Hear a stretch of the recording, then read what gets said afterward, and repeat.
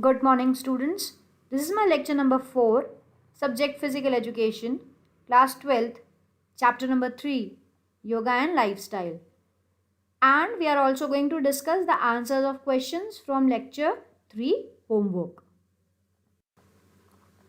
So, we are going to start with the subtopic 3.5 in this lecture, which is hypertension, procedure, benefits, and contraindications of preventive asanas. Before starting, doing or studying the asanas, we are going to study what hypertension is. So, hypertension is also known as high blood pressure, and it is a long term medical condition in which the blood pressure is in the arteries is persistently elevated. So, hypertension is also known as high blood pressure, and it mostly occurs when the pressure in the arteries is increased. So there are two types of blood pressure. The one is systolic blood pressure. The top number refers to the amount of pressure in your arteries during the contraction of your heart muscles, and this is known as systolic pressure. As you can see, I have also written here 120 by 80 mmHg. This 120 is the top number, which is the systolic pressure, and it is shown when the heart contracts. When the heart contracts and pump out the blood outside the heart, that time that pressure is known as systolic pressure.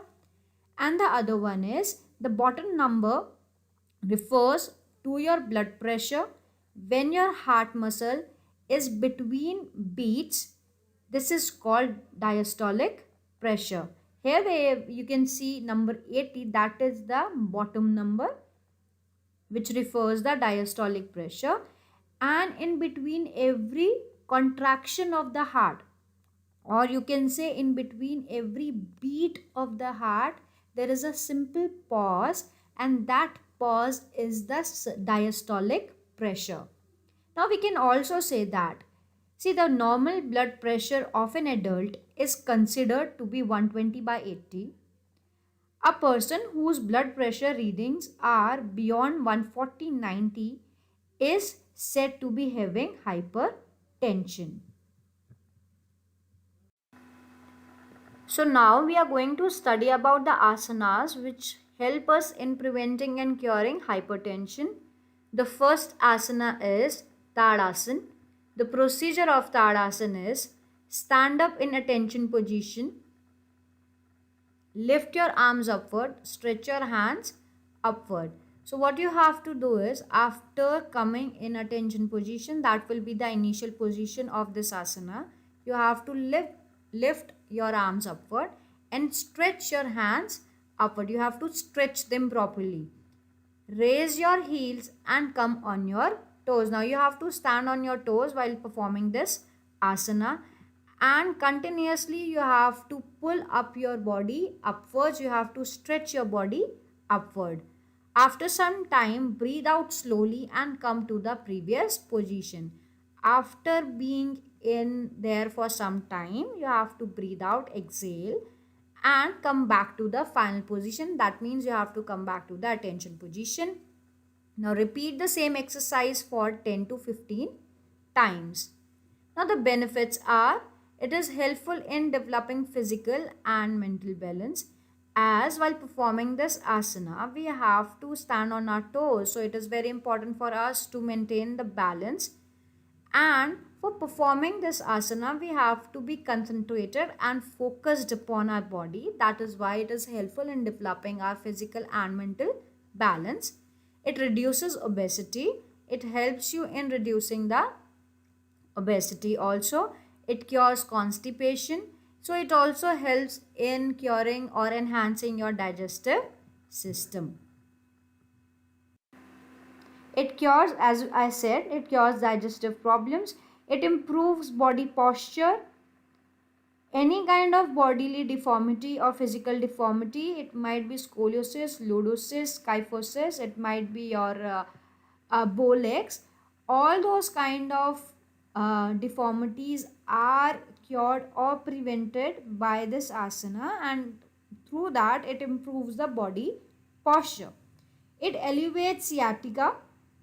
It is an excellent asana for those who want to enhance their height. If you really need to enhance your height to a particular age group only, then this asana also helps in increasing the height.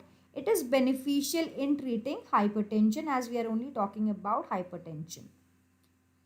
The next is the contraindication.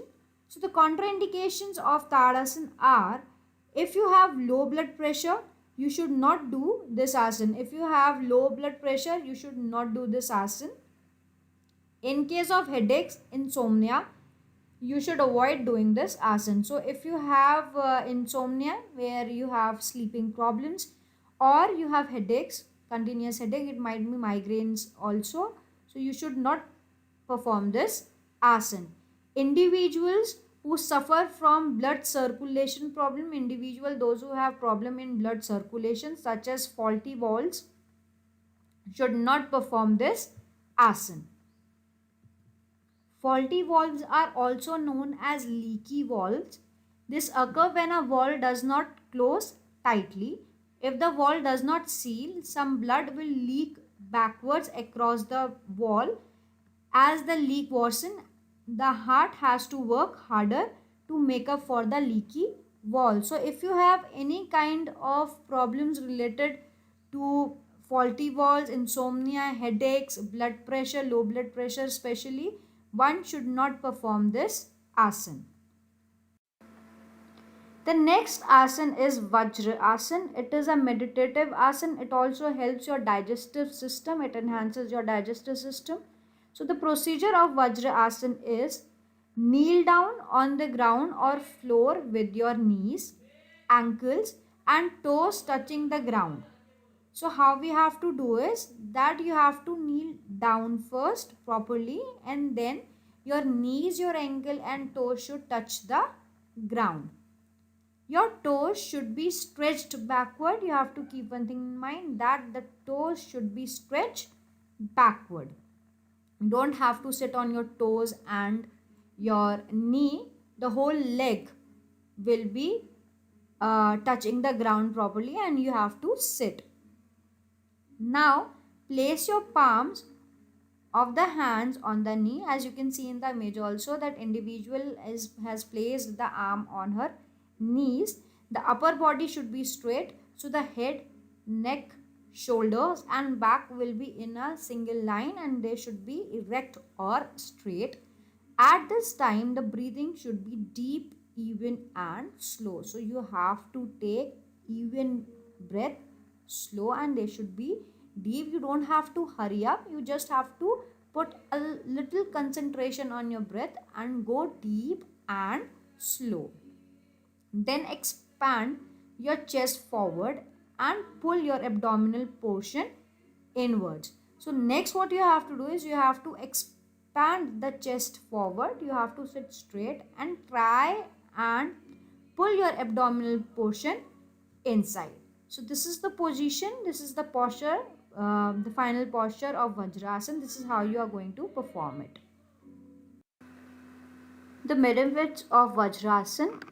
The first one is it is helpful in improving concentration.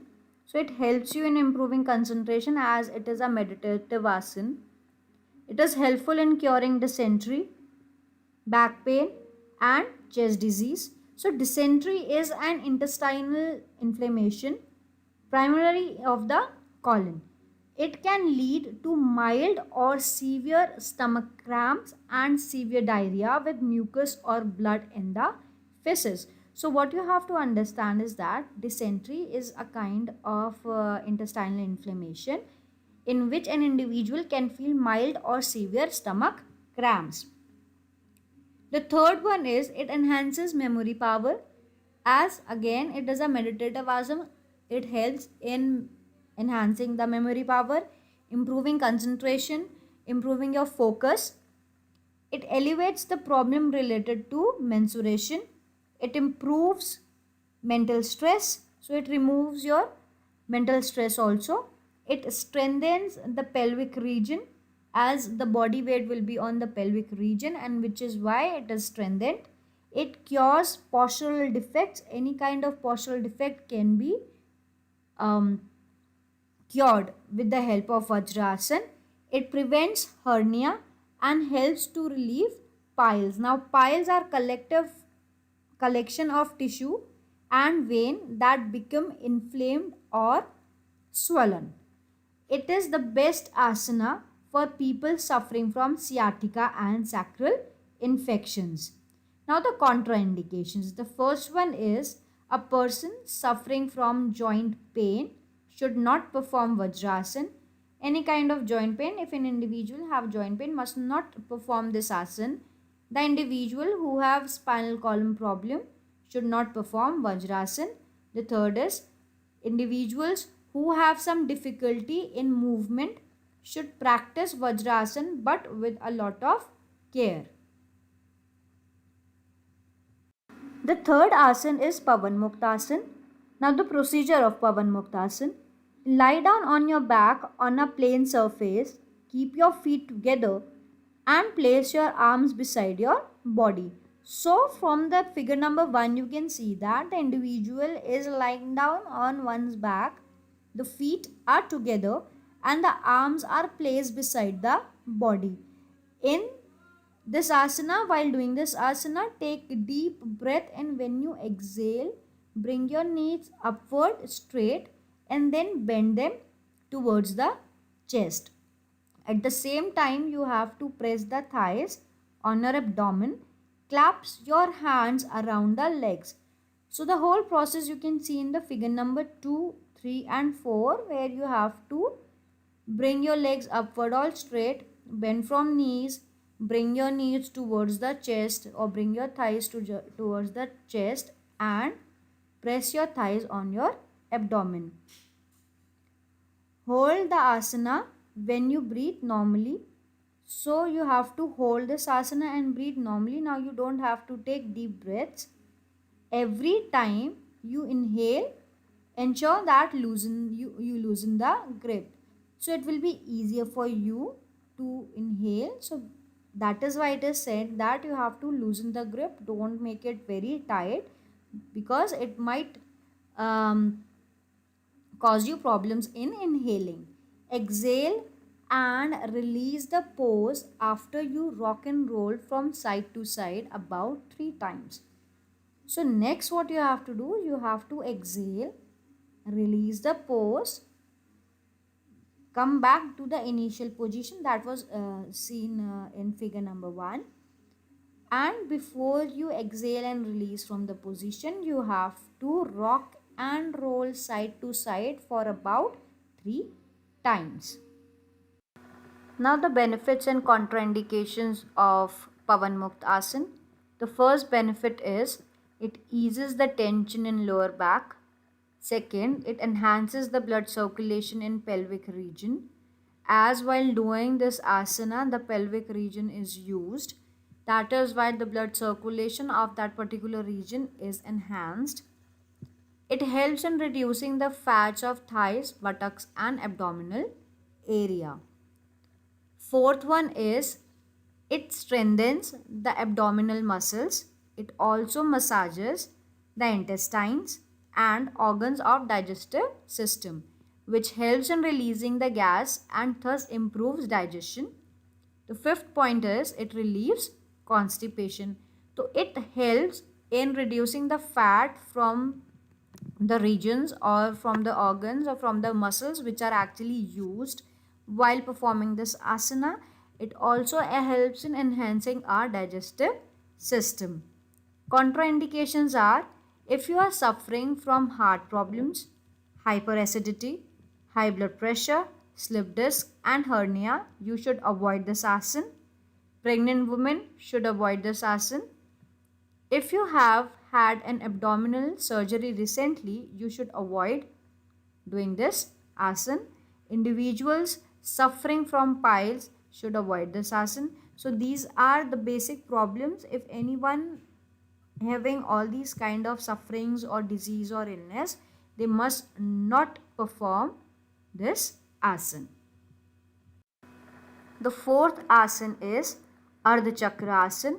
The procedure is stand straight with both feet together. You can also say that one has to stand in attention position. Hold your hips with your hand. This is, you can see from the figure given down there, that the individual has kept her hands on the hips. It will give your body support when you have to bend backwards. Bend backwards without bending your knees with slow inhalation. So slowly you have to inhale and you have to bend backward, and you don't have to bend your knees. Try and keep your knees straight. Remain in this pose for some time. Do it for 2 to 3 times. So you have to remain in this pose for some time. You can count again, or you can see timing for 30 seconds, 45 seconds, whatever you wanted to do. Secondly, it can be done in both the ways as given in both the figures. Now the benefits. The first one is it helps to make ankles, thigh, shoulders, chest, spine and abdomen stronger. It relieves from stress and tension. It improves digestion. It cures menstrual disorders. It cures pain in legs. It reduces fat in the waist and thigh. It helps to elevate upper back pain. It relieves stress in the neck and shoulders. The contraindications are: avoid performing this asana if you have migraine. Migraine is one kind of a headache only. Headache, low blood pressure, diarrhea and insomnia. Second is, avoid doing this asana if you have peptic ulcer.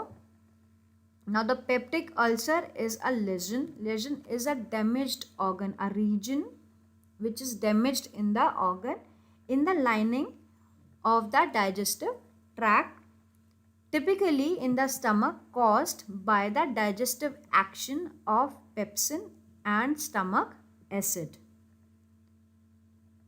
Third one is, avoid this asana in case of hip or spinal problems. Fourth is, pregnant women should avoid doing this asana. Now the Bhujangasana. The procedure is, in this asana, the body posture remains like a snake, and that is why it is called Bhujangasana. As you can see from the figure, that the individual's final position looks like a posture of a snake. That is why it is known as Bhujangasana. Now in order to perform this asana, you have to lie down on your belly on the ground. So you have to lie down on your belly on a plain surface. Keep your hands near the shoulder. The placement of the arms or the placement of the palms should be very stable and balanced, because in the further performing of the asana, you have to bear the weight, the upper body weight on the hands only, and the hands are going to support your body as well. So the placement of the arm should be perfect. Keep your legs close together. Now straighten up your arms slowly. Raise the chest. Now you have to straighten your arms, as you can see from the figure, and your head should be backward. Keep this position for some time, then get back to the formal position. Formal is the initial position of the asana. For good results, perform this asana 3 to 5 times. Now the benefits. It elevates obesity. It provides strength and agility. It gives relief from disorders of urinary bladder. It removes the diseases of liver. It improves blood circulation. It makes the vertebral column flexible and thin. It cures gas disorders, constipation and indigestion. It strengthens the muscle of hands. This asana should be avoided. These are the contraindications. So this asana should be avoided by individual who are suffering from hernia. So hernia is a condition in which part of an organ is displaced or produced through the wall of the cavity containing it. So in this, what happens is the organ actually comes out of the wall in which it is fixed. That is known as hernia. So in the contraindications, if an individual is suffering from hernia, back injury, headaches, or any kind of surgery has been done in the abdominal region, then one must not perform this asana. Pregnant women should not perform this asana. The last asana is your Shavasana. The procedure of Shavasana is lie down in supine position, means you have to lie down on your back. Legs should be straight. Keep the arms away from the body. Leave all the limbs loose as well as relaxed. So in this you don't have to put on a lot of strength. You just have to lie down and relax the body. Gradually breathe in deeply. Focus on your breath and start breathing, inhaling and exhaling deeply. Close your eyes and think that your whole body is becoming loose. Feel the complete relaxation in your body.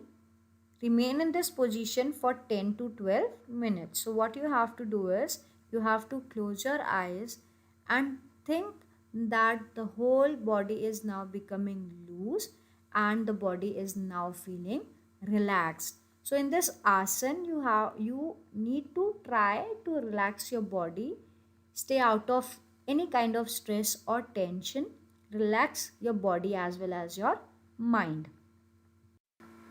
Benefits of Shavasana are: it strengthens the nervous system, it controls high blood pressure, it relieves mental tension, it gives new vigor to both mind and body simultaneously, it regulates blood circulation and gives relief in various aches and pains, it cures many psychosomatic problem. Now the psychosomatic refers to any physical illness or other condition caused or aggravated by the mental factors such as internal conflict or stress.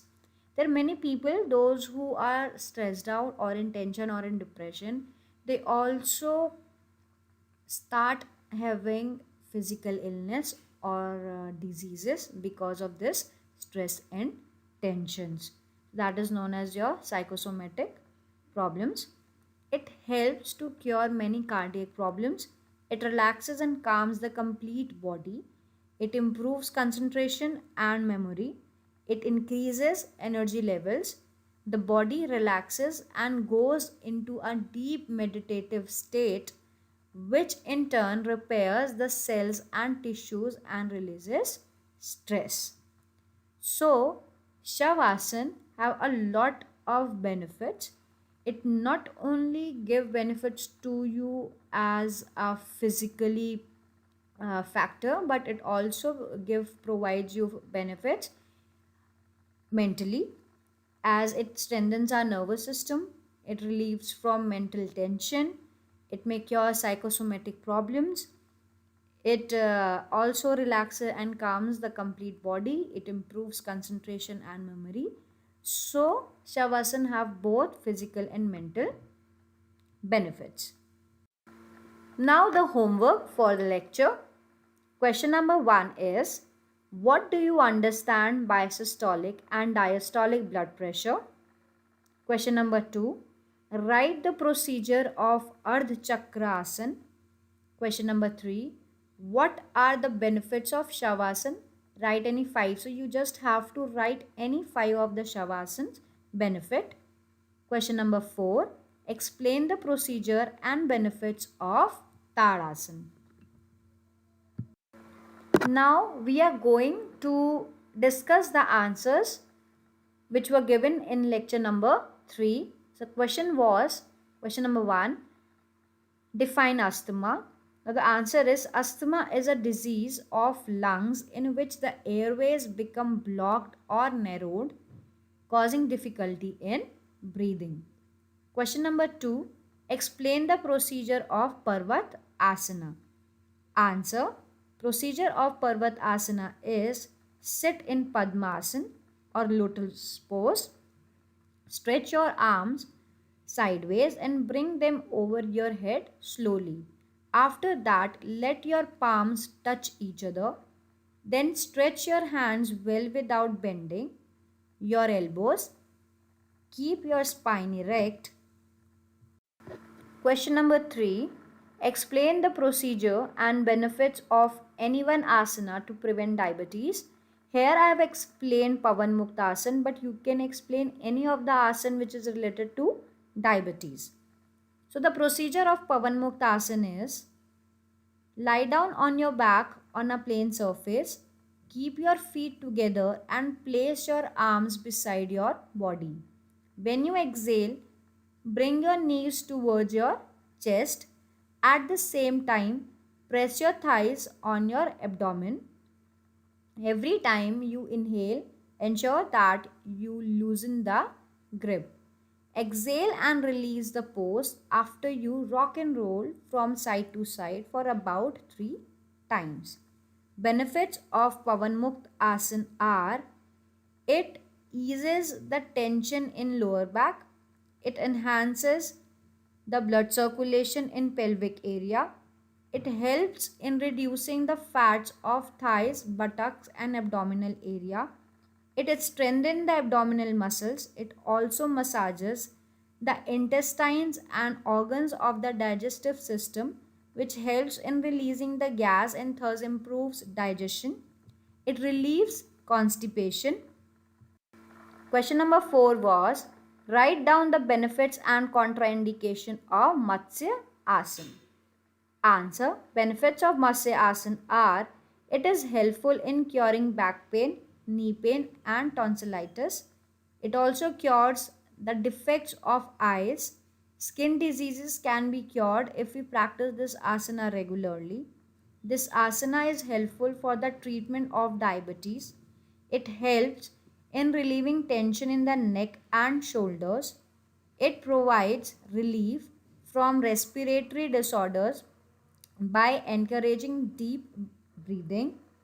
It improves posture. It is the best asana to get relief from asthma. The contraindications are: avoid doing this asana if you have high or low blood pressure. People suffering from migraine and insomnia should also refrain from performing this asana.